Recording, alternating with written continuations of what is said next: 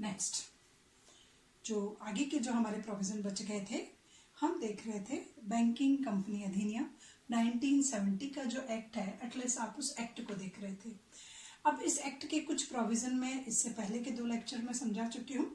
अब कुछ प्रोविजन और बचे हैं जो हम इसमें देखेंगे कि राष्ट्रीयकृत बैंकों में कर्तव्य परायणता एवं गोपनीयता का दायित्व, कि हर बैंक में कि बैंकिंग के जितने भी ऑफिसर्स होते हैं, अधिकारी होते हैं, संचालक मंडल के जितने भी सदस्य होते हैं, उन सबकी ये रेस्पॉन्सिबिलिटी होती है कि वो एटलीस्ट एक तो अपनी कर्तव्य परायणता, अपनी ड्यूटी को समझे, और दूसरा था गोपनीयता, सीक्रेसी बनाए रखे, जो भी कस्टमर की इंफॉर्मेशन है एटलीस्ट उसको।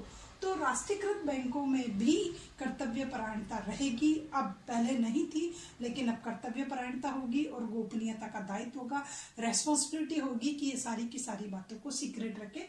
अकॉर्डिंग टू सेक्शन 13 धारा 13 जो है इस अधिनियम की, वो ये बात एक्सप्लेन कर रही है। उसमें सबसे पहला है कि इन बैंकों को परंपराओं का विधि सम्मत पालन करना होगा। जो भी ट्रेडिशन चल रहा है बैंकिंग के बिजनेस में, उस ट्रेडिशन को फॉलो करना होगा, परंपराओं का पालन करना होगा, व्यवहारों का पालन करना होगा, सिद्धांतों का पालन होगा, और विधि सम्मत जो भी है, जो भी लीगली है, उसी प्रोसेस को अडॉप्ट करते हुए अपने काम को संपादित करना होगा। सबसे पहला ये कर्तव्य माना गया है कि आप सिद्धांत को फॉलो करो, परंपराओं को फॉलो करो, व्यवहार को फॉलो करो, और जो भी कानून है, विधि सम्मत है आपका, एटलीस्ट वो एक्शन होना चाहिए। तो सबसे पहला ये माना गया। दूसरा ये माना गया इसी के अंतर्गत सेक्शन 13 में कि आपकी सूचनाओं की गोपनीयता की दायित्व है, आपकी रेस्पॉन्सिबिलिटी है कि आप टोटल इंफॉर्मेशन को सीक्रेट रखो, किसी के सामने उसको डिस्क्लोज नहीं कर दो। ये इन बैंकिंग के अधिक जो भी ऑफिसर्स थे उनकी रेस्पॉन्सिबिलिटी थी, ये प्रोविजन था। उसके बाद है कर्तव्य परायणता व गोपनीयता। इन दोनों की शपथ लेनी पड़ेगी। जो भी आप कह रहे हो ऐसे कहने से कुछ नहीं होगा, वर्बली कुछ नहीं होता है। इस एक्ट में ये प्रोविजन रखा गया कि बैंक के चाहे डायरेक्टर्स हैं, प्रत्येक निदेशक है, कर्मचारी है, अधिकारी है, सलाहकार है, कस्टोडियन है, कोई भी है, बैंक से रिलेटेड कोई भी पर्सन है, तो उसको गोपनीयता और कर्तव्य परायणता की शपथ लेनी पड़ेगी। रिटन में एक पत्र होगा, एक शपथ पत्र होगा, उस शपथ पत्र को उनको भर करके देना पड़ेगा कि वो इस बात की शपथ लेते हैं कि वो पूरी रेस्पॉन्सिबिलिटी के साथ काम करेंगे, नॉर्म्स को फॉलो करेंगे, रूल्स रेगुलेशन को फॉलो करेंगे, इंफॉर्मेशन को सीक्रेट रखेंगे। ये प्रोविजन सेक्शन 13 के अकॉर्डिंग था कि हर बैंक का एम्प्लॉय, सलाहकार, कस्टोडियंस, उसका निदेशक है, कोई भी अधिकारी है, तो वो सब इस बात की शपथ रिटन में लेंगे, एक निर्धारित प्रपत्र को भर करके देंगे। उसके बाद आता है राष्ट्रीयकृत बैंकों के निदेशकों का दायित्व। नेक्स्ट प्रोविजन है ये कि अब जो राष्ट्रीयकृत बैंक है, एटलीस्ट उनके डायरेक्टर्स की रेस्पॉन्सिबिलिटी क्या होगी, वो किस तरीके से काम करेंगे। सेक्शन 16 सब सेक्शन 2 के अनुसार, धारा 16(2) के अनुसार कि निदेशकों को सबसे पहला क्या है कि वो स्थानीय बोर्ड कमेटी के सदस्यों के दायित्व और प्रावधान, जो ये सेक्शन 16 है वो क्या बता रही है, डायरेक्टर्स की क्या रेस्पॉन्सिबिलिटी होगी, जो लोकल बोर्ड होता है उनकी क्या होगी, बहुत सी कमेटियां होती है बैंकिंग में, तो उन कमेटी के सदस्यों का क्या दायित्व होगा, उस दायित्व से रिलेटेड टोटल प्रोविजन इस सेक्शन के अंतर्गत एक्सप्लेन किए गए हैं कि इन सभी की रेस्पॉन्सिबिलिटी क्या होगी। तो सबसे पहले ये बताया गया है कि अगर इन सभी के बैंकों को होने वाली हानि, व्यय, कमी अथवा दोष के लिए ये सभी लोग व्यक्तिगत रूप से उत्तरदायी होंगे या नहीं, सबसे पहली बात ये। वैसे तो इनकी रेस्पॉन्सिबिलिटी है कि बैंक में कोई हानि हो गई, कोई व्यय हो गया, कोई कमी हो गई, दोष हो गई, तो ऑलमोस्ट अगर इनकी वजह से हुआ तो ये उसके लिए रेस्पॉन्सिबल होंगे। तो ये लोग उसके लिए उत्तरदायी है या नहीं, इस बात का सबसे पहला डिसीजन लिया जाएगा।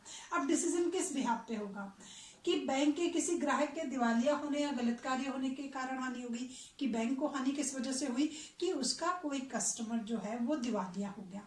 अब उसके दिवालिया होने की वजह से बैंक को हानि हुई। उसके बाद बैंक ने कोई एसेट्स रखी थी एज ए सिक्योरिटी के तौर पर, गारंटी के तौर पर, तो उस सिक्योरिटी की ऑनरशिप में कोई डिफॉल्ट पैदा हो गया, उसके स्वामित्व में कोई दोष पैदा हो गया।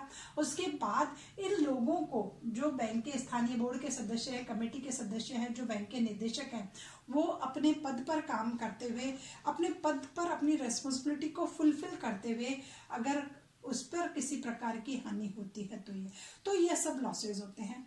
तो ये डिसाइड करेगी सेक्शन 16(2) कि अगर ये सारे नुकसान जानबूझकर हुए हैं, आपको सब कुछ पता था, आपको पता है कि ये दिवालिया होने वाला, उसके बाद भी आपने लॉन्ग सैंक्शन किया, तो उसके लिए वो पर्टिकुलर पर्सन रेस्पॉन्सिबल होगा। तो धारा 16 सबसेक्शन 2 ये बता रही है कि अगर आपने जानबूझ करके ये गलती की है तो आप उसके लिए रेस्पॉन्सिबल हो, और अगर अपने कर्तव्यों का पालन करते हुए अगर ये नुकसान हो जाता है तो फिर बैंकिंग के जितने भी अधिकारी या कर्मचारी हैं वो इसके लिए रेस्पॉन्सिबल नहीं है। तो धारा 16 ये बता रही है कि आप रेस्पॉन्सिबल हो, किन किन कंडीशन में हो, पर सबसेक्शन 16(2) ये भी बता रही है कि आप कब रेस्पॉन्सिबल नहीं हो सकते हो, जब आपने जानबूझकर नहीं किया, अपने पद पर रहते हुए काम करते वक्त कुछ हो गया तो बात अलग, आपको तो पता ही नहीं था कि वो कस्टमर जो है वो इंसॉल्वेंट होने वाला है। नेक्स्ट प्रोविजन आता है क्षतिपूर्ति का अधिकार, कि आपको कंपनसेशन प्राप्त करने का राइट है। बैंक से जुड़े हुए जितने भी कस्टोडियन हैं, अधिकारी हैं, उनको कुछ राइट्स हैं कि वो कंपनसेशन के लिए अप्लाई कर सकते हैं। तो क्षतिपूर्ति प्राप्त करने का अधिकार धारा 16 सबसेक्शन 1 ये एक्सप्लेन कर रही है कि राष्ट्रीयकृत बैंकों के कस्टोडियन अधिकारियों और कर्मचारियों को सेंट्रल गवर्नमेंट या आरबीआई के अधिकारियों को अगर अपने पदों पर कर्तव्य का पालन करते हुए किसी प्रकार की कोई हानि हो जाती है, तो अपने कर्तव्य के पालन में अगर कोई हानि हुई है तो उस हानि की क्षतिपूर्ति वो उस पर्टिकुलर बैंक से करवा सकते हैं। जो भी संबंधित बैंक है उससे इसकी पूर्ति करवा सकते हैं। देखो कौन कौन से लोग जो है, जैसे बैंकों के कस्टोडियन हैं, बैंक के अधिकारी हैं, कर्मचारी हैं, सेंट्रल गवर्नमेंट के अधिकारी या कर्मचारी हैं, आरबीआई के अधिकारी या कर्मचारी हैं। अभी अपने पद पर रहते हुए उस बैंक से रिलेटेड कोई काम करते हैं, तो पद पर रहते हुए अगर इन्होंने किसी प्रकार का कोई व्यय किया है जो उस बैंकिंग एक्टिविटी को फुलफिल करने के लिए जरूरी होता है, या अपने कर्तव्य का पालन करते समय इनको किसी प्रकार की कोई हानि होती है, तो उस हानि की पूर्ति वो संबंधित बैंक से कराने का अधिकार रखते हैं। लेकिन वापस 16 सबसेक्शन 1 एक बात और बता रही है कि अगर आपने जानबूझ करके वो हानि की है तो फिर आपको क्षतिपूर्ति नहीं मिलेगी। जब भी ये प्रूव हो गया कि ये सारी गलती आपने जानबूझ कर की है तो फिर आपको कंपनसेशन पे नहीं की जाएगी।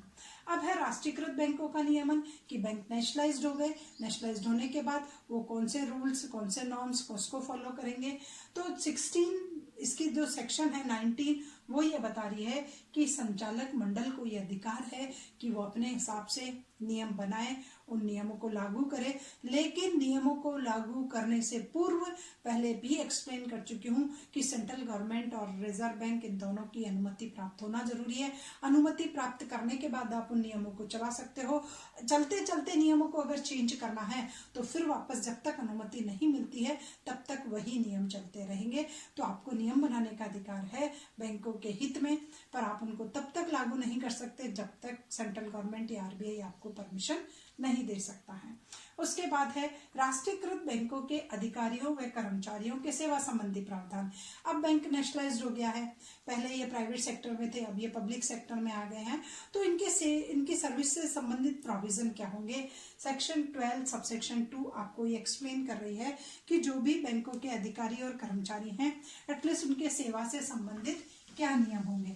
तो जितने भी अधिकारी और कर्मचारी जिनको अभी लिया है उनके सेवा संबंधी प्रावधान वही रहेंगे जो पूर्व में थे, जो पहले थे वही सेवा संबंधी प्रावधान किए जाएंगे। अगर सरकार किसी प्रकार के वेतन और भत्तों में कमियां करती है या उनको इंक्रीज करती है तो उनको वो सभी लाभ मिलने लग जाएंगे।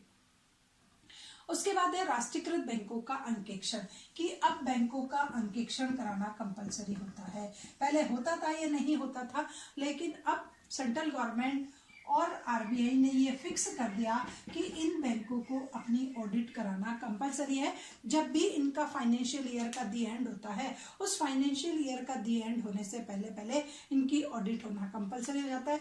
जैसे अभी 31 मार्च है, उससे पहले जो था वो 31 दिसंबर को कंप्लीट हो जाता था, तो 31 दिसंबर तक इन बैंकों की ऑडिटिंग होना जब ये एक्ट चल रहा था तब तक कंपलसरी था।